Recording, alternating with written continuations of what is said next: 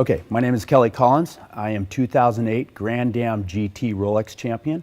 I have been an 11-year GM factory race car driver from 1999 to 2010. I've stood 4 times on the podium at Le Mans. I've won Petit Le Mans twice. I've won the 12 Hours of Sebring. I've won the 24 Hours of Daytona. I've been a Porsche factory support driver. I've also driven for BMW, Toyota, and Honda. I've pretty much spent my whole racing career in sports cars. I also was a 20-year veteran of the Skip Barber Racing School, where I was a chief and lead instructor, and I did 12 years of test driving for the Skip Barber Race Series. This car is very user-friendly. The tip in on the throttle, the balance, if anything, it borders just slightly on a little bit of understeer.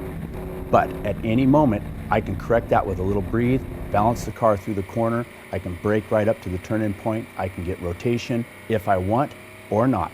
Anytime that I tipped in on the throttle, it would immediately go to just a slight amount of push, which would be a very safe automobile, versus tipping in with 700 horsepower, lighting up the rear tires, and finding myself in a whole lot of oversteer.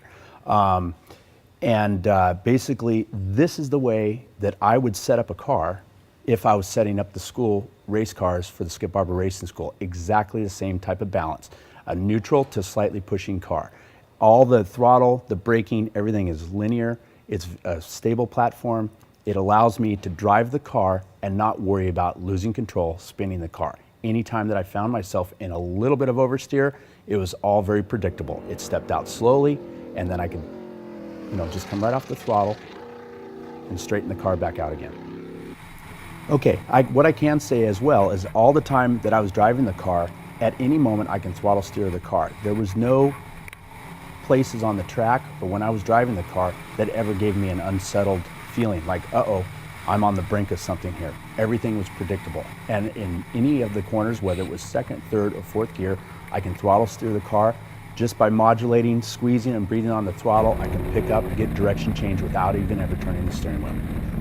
When I was on the track, every time that I pushed the car, every time that I went out harder and harder and harder, and ultimately there at the end, we were running very quickly, I did not experience any bad habits with the car. It was completely, in my opinion, very safe and predictable. I never once had a moment where I was thought, uh-oh, I'm gonna lose control of the car. Not once. Yeah, and also if and when in the future we're out testing, when new customers come on, I'm always there for instruction, to help out, driving, lead, follow, whatever we need to do to get you up to speed in the car and actually comfortable in the car and having a good time.